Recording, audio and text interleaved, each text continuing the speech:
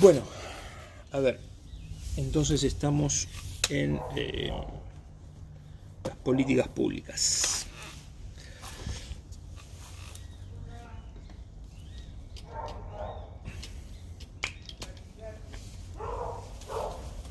Vamos a ver, ¿qué es un modelo secuencial? Bueno, es aquel que obviamente tiene secuencia. ¿Por dónde comenzamos? Se comienza a través de el descubrimiento de un problema. Si la política pública es útil y tiene una acción para tomar algún problema público, como dice Kaufer, tenemos que ver cuál es la detección del problema. Y no es tan sencillo la detección del problema. Uno dice, bueno, ¿qué problema tenemos nosotros? La riqueza, la pobreza. Bueno, fenómeno, es un problema, es una preocupación. Ahora, nosotros tenemos que encontrar cuál es el origen, ¿no? para poder ir a atacarlo. Ustedes habrán estudiado, no sé si alguno está cursando teoría de la decisión, hay un árbol de las decisiones y también hay un árbol de problemas. Lo que tenemos que tratar de ir es a la raíz del problema. ¿Qué problema tenemos en la Argentina? Bueno, hay muchas muertes por accidentes de tránsito. Ese es un problema. Entonces, ¿cómo hacemos para evitarlo? Y bueno, nos ponemos todo un armazón de goma, como el muñeco Michelin, y si nos pisa un auto rebotamos y no nos morimos. Bueno, entonces tenemos que ver si el problema es ese o esa es la consecuencia de un problema. Si el problema es una falta de educación vial, si es que no hay reductores de velocidad, si las multas no son caras, si hay una situación de impunidad, hay un problema. Ahí hay las muertes terminan siendo un indicador del problema, pero ese no es el problema. En algún momento nos decía, precisamente Tamayo Sáenz, que había sido director de la Dirección 8 de la Unión Europea de Cooperación Internacional, que había ido a Ecuador, había tocado en un pueblo distanciado de la costa, donde le preguntaban, ¿qué necesidad tienen ustedes? ¿Qué es lo que quieren? Nosotros queremos una pileta, una alberca, le decían, no es una piscina. Una alberca, pero como con todas las necesidades que tienen, no tienen agua corriente, piden una alberca. Qué gente rara, qué cultura extraña. Y en realidad estaba mal formulada la pregunta. No es lo que quieren, sino qué problema tienen. O qué es lo que están sufriendo, qué es lo que están padeciendo, cuál es la búsqueda del problema. Porque en realidad ahí llegaron a detectar de que era un pueblo que no disponía de un arroyo, que no disponía de una laguna y nada de eso, y que los jóvenes que iban a cumplir el servicio militar, por lo general a la Marina, en más de una oportunidad las familias recibían la mala noticia de que se habían ahogado. Entonces, en ese pueblo eran más de un caso al año, ¿no?, de jóvenes que se iban y morían todos ahogados. Entonces, cada vez que iban esos jóvenes, el servicio militar era obligatorio, iban al servicio militar año tras año, las familias estaban realmente aterradas pensando de que no iba a volver porque no sabía nadar. Por supuesto, la solución fue otra, ¿no? Fue hablar con las autoridades de la Marina y cada vez que fuera una persona de este lugar en particular le asignaran otras tareas que no tuvieran que ver con las actividades marítimas y esas cosas, ni ejercicios en el agua. Pero bueno, esto es un tema, ¿no? Otra situación en Manizales, en Colombia, el problema era que lo que necesitan instrumentos para la banda. Pero ¿cómo? ¿Instrumentos? Sí, bueno, porque cuando la banda tocaba, se reunía todo el pueblo y se enteraba que había un nacimiento nuevo, que alguien se había muerto, o sea, había un problema de comunicación, que tal vez no necesitaban una banda, porque la banda era lo anterior, sino necesitaban una radio o un canal de televisión, no sé qué cosa, pero un tema es ir a detectar el problema, no es la falta de instrumentos, sino la falta de comunicación. Bueno, esto es lo mismo, hay que encontrar y por qué tanto énfasis. Si se detecta mal el problema, todo lo que viene después no tiene sentido, porque también está destinado al fracaso. Entonces, ¿qué es el modelo secuencial? Primero es encontrar el problema. Es fundamental saber cuál es el problema, encontrar el verdadero problema. El segundo problema, La secuencia, por eso es secuencial, es la formulación de las alternativas. ¿Qué son las alternativas? Es la proyección de las acciones para mitigar el problema.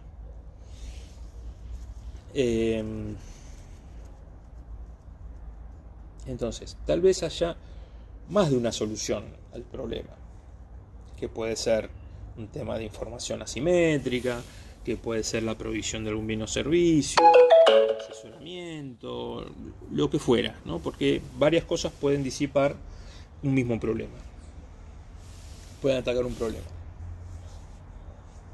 Una actividad o la decisión de no hacer una actividad.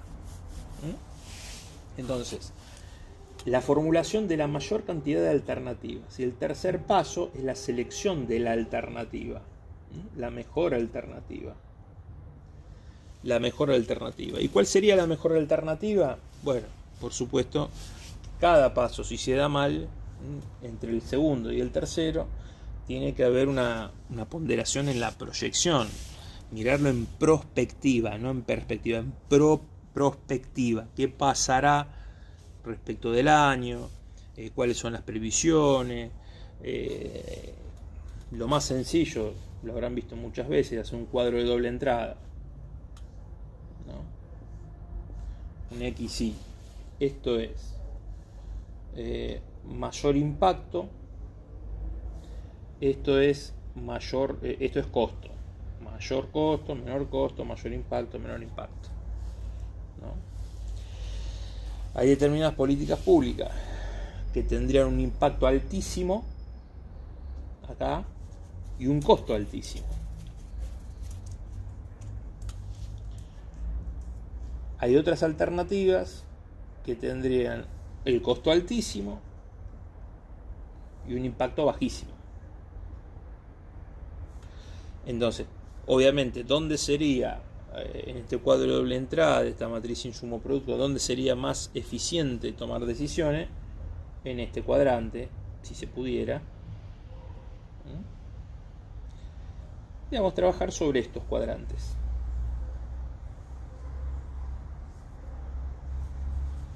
Entonces, en el menú de alternativas, ¿por qué? Porque yo puedo decidir. Puede ser que estas alternativas no se den, y que las alternativas que se me presenten, todas tienen costos altos e impactos bajos. O sea, soluciono poco. Me es muy caro solucionar eso y prefiero utilizar esos insumos, esos recursos para otro problema. Y entonces, definitivamente esto lo desisto. Porque esta parte también es esa definición que tiene Kaufer, que dice que decido hacer o no hacer. Este es el momento donde decido desistir, no hacerlo. ¿Por qué? Porque las soluciones, las alternativas que tengo son demasiado onerosas o tienen impactos muy bajos, aún teniendo costos bajos o medios, el impacto es muy bajo y prefiero dedicar mi tiempo, mi staff público y los recursos públicos, los recursos económicos, a hacer otras cosas. Entonces, fundamental encontrar el problema, fundamental tener todo el menú de alternativas y seleccionar si la alternativa es viable o no es viable, o si es conveniente o no es conveniente.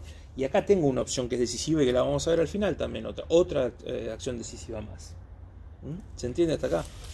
Bueno, esto se llama, puse modelo de secuencial.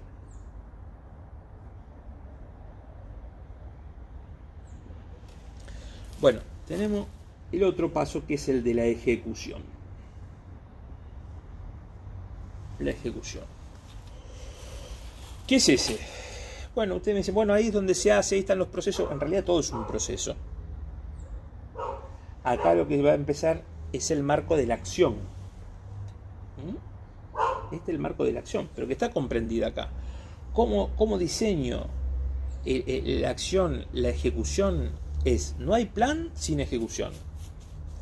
Pónganselo en la cabeza, Si no se ejecuta el plan, no tuvo sentido. Encontramos la vuelta, qué es lo mejor, qué sería potencialmente, pero si no tenemos la manera de ejecutar y no sabemos cómo ejecutarlo, también volvemos a fracasar. Por eso es fundamental tener consolidados todas las secuencias. ¿Cómo se lleva adelante la ejecución? Bueno, es un proceso. Hay algo que se llama enfoque del marco lógico, así se llama genéricamente. Si alguno trabajó con el PNUD o el Banco Mundial, ellos lo llaman términos de referencia, por lo general, pero es un modelo pro forma, basado en el enfoque del marco lógico, porque se llama enfoque del marco lógico, porque en ese marco lógico lo que vamos a tener es un cuadrante donde decimos cuáles son las acciones que se van a llevar adelante. Por ejemplo, la primera es relevamiento del área social donde se va a llevar adelante la actividad de educación o la que fuera, o de capacitación para la inserción laboral. Entonces, ¿qué es lo que vamos a decir? Bueno, la vamos a describir como se describe en un plan de acción. Se entrevistarán, el universo es de 5.000 personas, se harán muestreos de 500, ponderando el promedio de edad, un hombre, una mujer. Bueno, y segundo, ¿qué se va a hacer? Y segundo, una vez con los resultados, vamos a establecer la cantidad de cursos que se van a dictar, la modalidad y los profesores. Cuarto paso, se eligen a los profesores. Y acá va a haber otra columnita que va a decir cuánto cuesta esto, ¿no? Porque esta es la cuantificación de un plan de acción de gobierno, que es esto, un presupuesto. ¿Y cuál es la otra parte fundamental, ¿no? Que lo llaman metas físicas, no metafísicas, metas físicas? O por lo general el enfoque marcológico tiene una cosa que se llama índice objetivo de verificación. Algunos le ponen indicador índice objetivo de verificación. ¿Qué quiere decir eso? Esto me quiere decir que si yo tenía proyectado sobre los 5.000 habitantes hacer una encuesta sobre 50, pero me fallaron 5, tengo que decir, bueno, me falló el 10%, o sea, grado de ejecución al 90%. En el segundo plano al 80%. Entonces, eso me sirve para ajustar en el campo que no estoy haciendo bien las tareas, pero además también ajustar la variable económica, ¿no? Los pesos. ¿Es bueno porque estoy ahorrando? No, porque es preferible no hacerlo tal vez, antes que hacerlo a menos de un 70%. ¿Y quién sabe sobre eso? Bueno, el planificador. Y esto es importante también, porque quienes se dedican a la política pública, administración pública, son administradores, son planificadores. Hay una red de planificadores federales, por ejemplo, en la Argentina, que es buena para determinadas cuestiones, y estaría bueno que alguno de ustedes se dedicara a eso. Los organismos de cooperación internacional los usan mucho, que es para diagramar todo este tipo de acciones que se van a hacer y para poder encontrar los índices objetivos de verificación, que tienen que ser representativos de las acciones que yo me propongo hacer. Si es respecto de la desnutrición, bueno, tendré que ver, hay ya determinados elementos, habrá que comunicarse con un nutricionista, ver cuáles serían los resultados que se deberían esperar, qué cosas se pueden recuperar, que sí, que no, o sea, ser previsibles y cuáles son los resultados que uno busca y serían más o menos serían buenos. Porque en esta etapa yo puedo hacer un monitoreo, que no es lo mismo que un control, ni mucho menos una evaluación. El monitoreo es ir viendo paso a paso, desagregado, para saber si yo puedo reencauzar.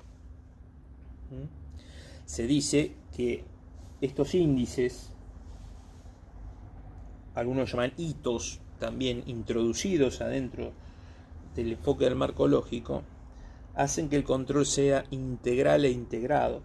Integrado porque está integrado a las mismas acciones, e integral porque todas las acciones, todas las cosas que se hacen, derivan en un punto de control. Entonces nosotros podemos ir viendo, no digo en tiempo real, pero casi tiempo real, cómo se va desarrollando, cómo se va ejecutando la política pública. Y finalmente tenemos una etapa, que es la etapa de la evaluación. Fundamental también. Fundamental. ¿Y por qué es fundamental? Bueno, porque en la evaluación yo voy a tener el resultado final de las expectativas que tenía en el principio. No es lo mismo que el monitoreo. En el monitoreo yo me encierro en la ejecución. Son las acciones que tengo que llevar adelante y tengo que encontrar determinado resultado. Me olvido de la alternativa porque la alternativa ya se eligió. El menú ya se formuló. El problema ya se detectó. Yo doy para atrás todo. Ya doy por supuesto todo. Ahora en la evaluación yo estoy evaluando la integralidad, todo el proyecto. Porque todo este proyecto me tiene que arrojar determinados resultados finales. Resultados finales. Y tengo que tener la capacidad para evaluar el resultado general del proyecto, del programa. ¿Y cómo se hace eso? Bueno, hay un libro a los que les interese, un libro de Joan Subirats, lo tengo acá, junto en mi casa, una de las pocas cosas que rescaté, que se llama La evaluación de las políticas, de los servicios y políticas públicas. ¿Y qué plantea? Una cantidad increíble de métodos de evaluación. Siempre partiendo de la idea que la evaluación viene de la valoración. Es la valoración que tengo que hacer yo. O sea, no si me salió caro o si me salió barato. La evaluación me va a decir si lo que hice valió la pena a los efectos de qué. De volverlo a hacer o desestimarlo. O no lo hago otra vez. El tema es que la evaluación es una actividad intensa y cara. Por eso dice Joan Subirats que en muchos lugares del mundo, y creo que se refiere a América Latina, no se evalúa. No se evalúa porque es la parte del proyecto que no se ve. Si yo tengo un problema, digo, hay una zona que es de baja productividad agraria, por ejemplo, y empiezo a decir, bueno, ¿por qué es? Bueno, porque está desconectada, porque los días que hay lluvia los camiones no pueden entrar, porque es una zona donde podría rendir más, pero el clima es un poco seco. Entonces ahí defino, bueno, miren, las alternativas son, hago una ruta, la contacto con otra, hago canales de riego, veo, no sé, varias fórmulas que yo pueda con un ingeniero agrónomo para mejorar la zona. Elijo una o elijo dos, la llevo adelante. Entonces, cuando voy a pavimentar la ruta que me va a recolectar la siembra, la cosecha de todos los campos, pongo un cartel que dice Gobernador Pirulito, Intendente Menganito, seguimos construyendo, filmo un spot publicitario, termino la ruta, le saco foto, etcétera. Hago el canal de riego, me saco la foto con los chacareros, la difundo, y todo eso se ve y se puede vender.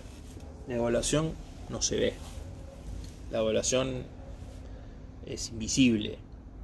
Ahora, ¿y cómo debe hacerse? Bueno, debe hacerse a través de varios sistemas. Uno se llama el sistema experimental, otro se llama el cuasi experimental. ¿Qué hago? Bueno, era sobre una población en riesgo. Bueno, entonces, ¿qué hice yo? Al momento, previamente, ¿no? Al momento de hacer todo esto, dejo un grupo, eran 5.000, soy un cruel, y dijo, 500 lo dejo al margen, trabajo sobre los 4.500, o trabajo sobre los 500 y dejo a los otros 4.500 afuera, hago un experimento, un plan piloto que se llama, y veo las mejoras que obtuve. Ese es el cuasi experimental, un poco, el experimental, un poco cruel, ¿no? Porque noté mejoras en los 500 y los 4.500 están hechos pelota. Entonces dije, bueno, era bueno el programa, volvamos a hacerlo, pero ahora para los 5.000. O para los 4.500 resultó bueno y arruinamos 500, están hechos pelota, bueno, vamos a tratar de resarcirlo. Eso en cuanto a una población, en cuanto a una área geográfica de mejora, no sé, de riego, etcétera, etcétera, habrá que verla. La otra cuestión es saber ponderar, ¿no? las variables exógenas, ¿no? Las variables que están hacia afuera.